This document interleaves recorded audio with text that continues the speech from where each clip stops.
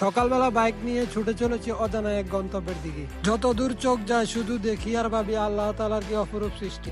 নারিকেল জিঞ্জিরায় এসে ডাব খাবো না সেটা তো হতেই পারে না। নদীর চরে বসে ছোট ভাই বড় ভাই মিলে কিছু আনন্দঘন মুহূর্ত কাটালাম। কচি কচি ডাবের পানি খেয়ে সারাদিনের ক্লান্তি দূর হয়ে গেল। হ্যালো গাইজ, আসসালামু আলাইকুম। অফ দ্য ব্লগস এর নতুন একটি ভিডিওতে আপনাদের স্বাগতম। আমাদের পোশাক দেখে এতক্ষণে হয়তো বুঝতে পারছেন আজকে আমরা যাচ্ছি বাইক ট্যুরে। গত রাতের প্ল্যান অনুযায়ী সবাই সকাল সকাল হোটেল টাইম স্কয়ারে এসে হাজির। আর এখান থেকে আজকে আমাদের নোয়াখালী ট্যুর শুরু। আর আমাদের সাথে থাকুন, ব্লগটি এনজয় করুন। মহান আল্লাহর নাম নিয়ে বাইক স্টার্ট দিয়ে সবাই গন্তব্যের উদ্দেশ্যে যাত্রা শুরু করে দিলাম। আর আজকে আমরা যাচ্ছি কুমিল্লার 14 গ্রাম থেকে নোয়াখালী, মুসাফুর এবং চর আলেকজান্ডারের দিকে। আমাদের আজকের ট্যুরের সাথে আছে 6টি বাইক, যেখানে আমি এবং রাকিব ছাড়াও আসিফের ফ্রেন্ড সার্কেল এবং এলাকার সামুম ব্রো এবং হিমেল ব্রোর সাথে ছিল। আজকে আমাদের বের হওয়ার কথা ছিল ভোর 5টায়। অতিরিক্ত ঠান্ডা থাকার কারণে আমরা একটু লেট করে বের হয়েছিলাম। সকালবেলায় রাস্তায় গাড়ি মোটামুটি একটু কম থাকে, সেই জন্য আমরা সব সময় সকালবেলায় বাইক নিয়ে ট্যুরে বের হই। আর সকালবেলার যে ভিউ, কুয়াশা এবং সূর্যের আলো, কি অপরূপ একটি মেলবন্ধন। আর আজকে ট্রিপের দূরত্ব অলমোস্ট 80 কিলোমিটারের মতো। সেজন্য সকাল সকাল সেখানে গিয়ে পৌঁছানোর জন্য একটু আগেই বাড়ি থেকে বের হয়ে গেল। ভালো দূরত্ব থাকার কারণে সবার বাইকে তেল ভরার প্রয়োজন ছিল, কারণ মুসাফুরের ওই সাইডটাতে পেট্রোল পাম্প পাওয়াটাই অনেকটা টাফ ব্যাপার। 6টি বাইক থাকার কারণে সেখানে মোটামুটি অনেক লম্বা সিরিয়াল লেগে গিয়েছিল। পাম্পের কাকাও এক এক করে সবার বাইকে তেল ভরে দিচ্ছিল। আমি আমার বাইকটাকে ভালো করে খাওয়া দাওয়া করিয়ে নিলাম। বাইকে তেল ভরা শেষ, আবারও আমাদের গন্তব্যের উদ্দেশ্যে যাত্রা শুরু। আর সকলের উদ্দেশ্যে একটা কথা, যারা বাইক নিয়ে লং ট্যুরে যাবেন সবাই অবশ্যই সাথে সেফটি গ্লাস রাখবেন। বাংলাদেশের হাইওয়ে রোডে প্রতিনিয়তই আমরা দেখতে পাই বিভিন্ন ধরনের মর্মান্তিক সড়ক দুর্ঘটনা, আর বেশিরভাগ দুর্ঘটনাই ঘটে বাইকারদের সাথে। সেই জন্য নিজের জীবন রক্ষা করতে সাথে সেফটি গিয়ার্স এবং হেলমেট রাখাই ভালো। আমাদের দেশের ট্রাক ড্রাইভারগুলো সকালবেলা ঘুম ঘুম চোখে তাদের গাড়িগুলো চালায়, আর কিছুক্ষণ পর পর পিছনে তাকিয়ে দেখছিলাম আমাদের অন্য বাইকগুলো ঠিকঠাক আমাদের সাথে আসছিল কিনা। লং ড্রাইভে গেলে অবশ্যই পিছনের অন্য বাইকগুলোর দিকে লক্ষ্য রাখবেন। প্রায় 40 কিলোমিটার বাইক ড্রাইভ করার পর চলে আসলাম ফেনী ফতেপুর ফ্লাইওভারে, যেটি মহিবাল ফ্লাইওভারের কিছুটা আগে অবস্থিত। ফ্লাইওভারে উঠে আমাদের সাথে সবাই তাদের মোবাইলে সিনেমেটিক ভিউ নিচ্ছিল। নোয়াখালী, মুসাফুর, ফেনীর 3টি রাস্তা দিয়ে যাওয়া যায়। আমরা শর্টকাটের জন্য সবার প্রথমে যে রাস্তাটি নোয়াখালীর দিকে গিয়েছে সেটা দিয়ে ঢুকে গেলাম। বাইপাস সড়ক ধরে কিছুক্ষণ যাওয়ার পর নোয়াখালী ফেনী মহাসড়কের পাশে একটি রেস্টুরেন্টে এসে দাঁড়ালাম। ভোরবেলা বাড়ি থেকে বের হওয়ার কারণে কেউ নাস্তা করে নাই, সেই জন্য নাস্তা করার জন্য আমরা হোটেলে ঢুকে গেলাম। ফেনীতে দাঁড়িয়ে নাস্তা শেষ করে আমরা আবারও গন্তব্যের উদ্দেশ্যে যাত্রা শুরু করব। সেই ফাঁকে সবাই মোবাইল থেকে ফেসবুকে স্টোরি দেওয়ার কাজটাও ডান করে ফেলল। আসার সময় কিছু মজার ঘটনা নিয়ে আমরা সবাই হাসাহাসি করছিলাম।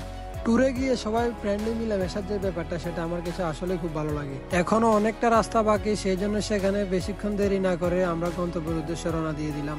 এখন আমরা আছি ফেনীর দাগনভূঞা চৌরাস্তা। এখান থেকে বাম দিকের রাস্তাটি দিয়ে আমাদের যেতে হবে বসুরহাটের দিকে। বসুরহাটের দিকে যাওয়ার রাস্তাটা অনেকটা সুন্দর এবং বড়। এটি অবশ্য আমাদের কাদের কাকার এলাকার রাস্তা, আর এখন পর্যন্ত আমরা কোনো তেমন যানজট পাই নাই। আর আমি অনেকটা আগে চলে আসার কারণে আমার পিছনের বাইকাররা তারা পিছনে পড়ে গিয়েছিল। সিঙ্গেল রোডে ঢোকার পর সবাই আবার একসাথে হয়ে গেলাম। জীবনে প্রথম নোয়াখালী ট্রিপে আসলাম, তাই ভিতরে একটা আলাদা অনুভূতি কাজ করছিল। রাস্তার দুপাশে সারি সারি গাছ এবং সকালবেলা মিষ্টি রোদের কারণে বাইক ড্রাইভ করতে আমার খুব ভালো লাগছিল। এখন আমরা প্রায় মুসাফুরের কাছাকাছি চলে আসছি। প্রথমে ভুল করে অন্য রাস্তায় চলে গিয়েছিলাম। রাস্তায় লোকজনকে জিজ্ঞাসা করে আবারও ঠিক রাস্তায় ঢুকলাম। রাস্তার পাশে দাঁড়িয়ে থাকা চা গাছগুলোকে দেখে বুঝতে পারলাম মুসাফুর আর বেশি দূর না। যত সামনে যাচ্ছি ততই মনটা উৎফুল্ল হয়ে উঠছিল। আমরা যাচ্ছি, আমাদের সাথে আপনারাও রাস্তার অপরূপ সৌন্দর্যগুলো দেখতে থাকুন।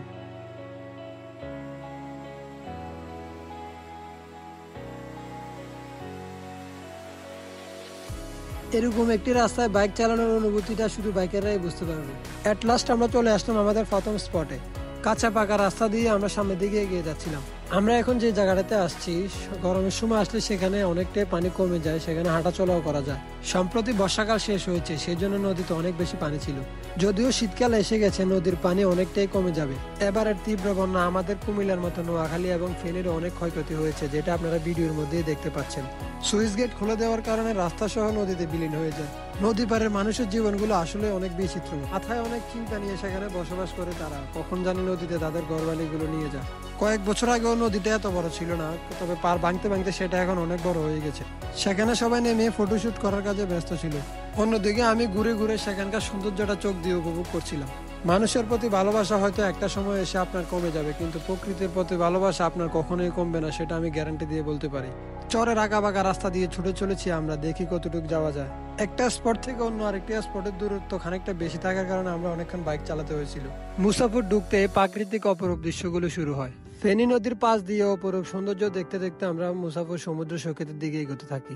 এটি হচ্ছে ছোট ফেনী নদী, যেটি ভারতের ত্রিপুরা রাজ্য থেকে উৎপন্ন হয়ে নোয়াখালী হয়ে সমুদ্রতে পৌঁছেছে, যেটার দৈর্ঘ্য 112 কিলোমিটার।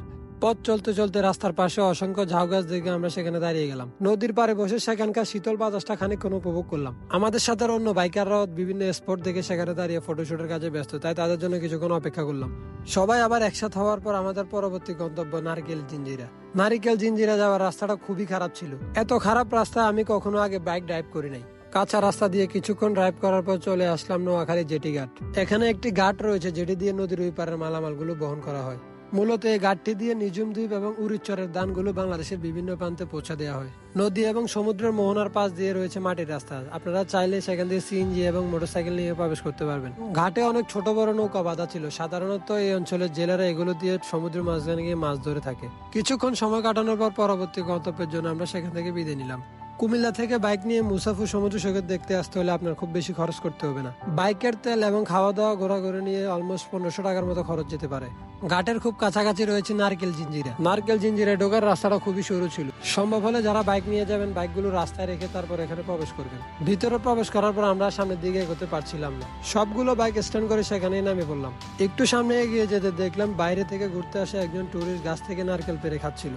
আর সেগুলো দেখে এলাকার ডাব চোরগুলো কি স্থির হয়ে বসে থাকতে পারে, তাই তারাও গাছ থেকে ডাব পেরে খাওয়া শুরু করে দিল।